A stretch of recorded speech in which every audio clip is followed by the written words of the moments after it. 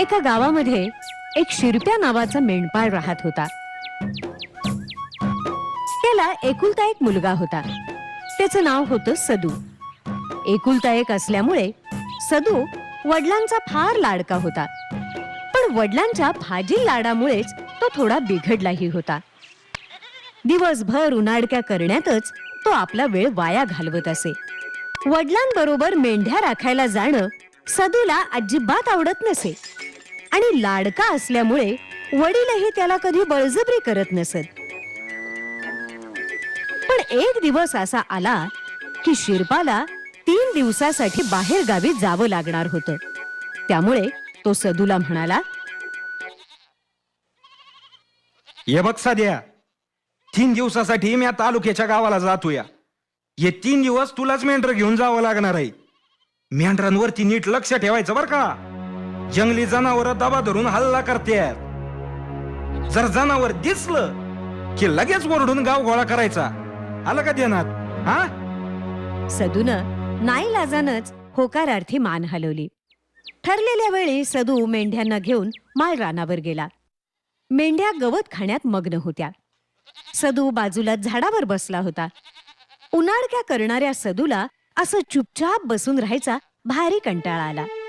तेव्हा त्याला आपल्या वडिलांनी सांगितलेली गोष्ट आठवली. आणि एक गोष्ट ध्यानात ठेव बर का.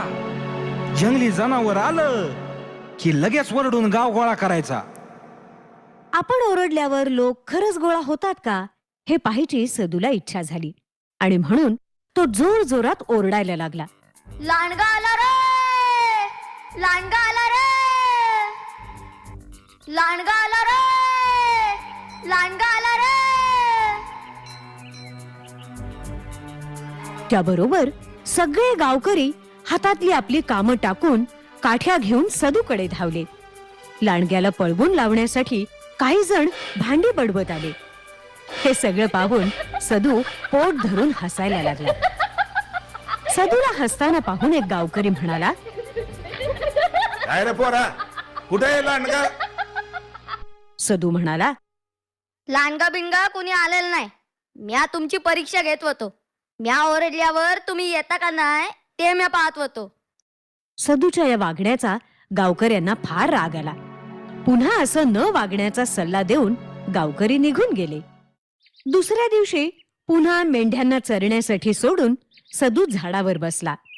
आज पुन्हा गावकऱ्यांची गंमत करायची त्याला लहर आली आणि तो पुन्हा मोठमोठ्यानं ओरडायला लागला. लांडगा आला रे, लांडगा आला रे. त्याबरोबर पुन्हा सगळे गावकरी गोळा झाले. सदू पुन्हा हसायला लागला. त्यामुळे गावकरी भारी रागावले.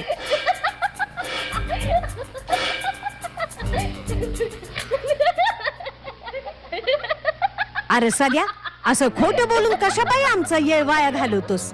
अरे अशानं जेव्हा खरोखर लांडगा येईल ना तेव्हा कोण बी यायचं नाही बघ तुझ्या मदतीला. गावकऱ्यांनी एवढी समज देऊन सुद्धा सदूवर त्याचा काहीच परिणाम झाला नाही. लांडगा आला रे, लांडगा आला रे. अरे ते पोरग परत गंमत करत असेल आपली. तू गप काम कर, चल. आपण लांडगा आला रे असं ओरडून सुद्धा लोक का बरं आले नाहीत या विचारानं सदूला आता झोप येईना. त्यानं विचार केला, आपण रोज रोज लांडग्यावरूनच फसवतो. त्यामुळे लोक हुशार झाले असावेत. उद्या आपण वेगळी गंमत करू.